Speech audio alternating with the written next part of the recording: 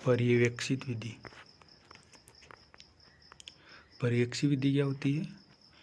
America के विद्वान John Daisy मोरवल ने अवलोकन एवं निरीक्षण विधि को सम्मिलित करके इस विधि का निर्माण किया, जिसमें सभी बालकों को स्वतंत्र रूप से स्वाध्याय करने का अवसर दिया जाता है तथा शिक्षक उनका पर्यवेक्षण करता है।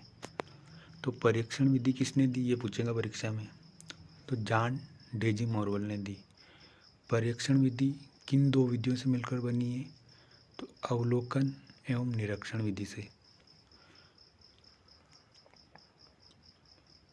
बाइनिंग नामक मनोवैज्ञानिक ने क्या कहा कि मेज दरारों के चारों ओर बैठे व्यक्ति जब शिक्षक की नियंत्रित वातावरण में स्वाध्याय करता है तो वह पर्यवेक्षण विधि कहलाती है।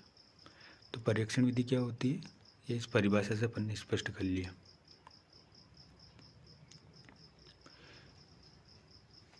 ये शिक्षक बैठा है, शिक्षक के पास पहले मंद बुद्धि के छात्र बैठे, फिर सामान्य बुद्धि के, बीच में प्रतिभाशाली बुद्धि के बालक बैठे हैं, फिर तीव्र बुद्धि का, फिर सामान्य बुद्धि का। इस प्रकार क्या है कि शिक्षक सब बच्चों को नियंत्रित करके बैठा देता है और सब बच्चे अपने अपने हिसाब से स्वाध्याय करते हैं और पाठ को याद करते हैं और शिक्षक दूर से निगरानी रखता है।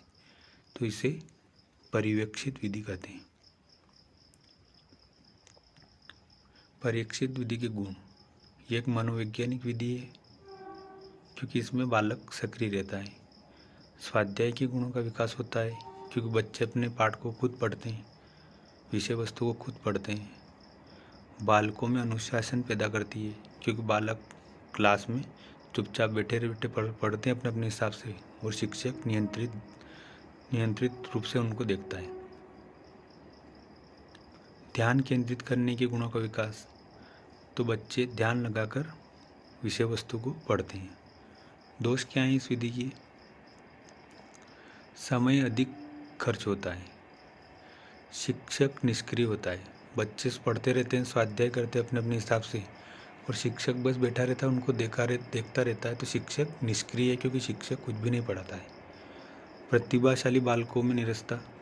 अब प्रतिभाशाली बालक फटाफट विषय वस्तु को याद करके बैठ जाते हैं और मंदवाली बालक होते हैं उनको विषय वस्तु को याद करने में समय लगता है, छोटी कक्षाओं के लिए उपयोगी नहीं है। तो अपन ने क्या पढ़ा कि पर्यवेक्षित विधि क्या होती है? तो अवलोकन एवं निरीक्षण विधि का सम्मिलित रूप। इसको किसने दिया? जॉन डेजी मोरवल ने दिया।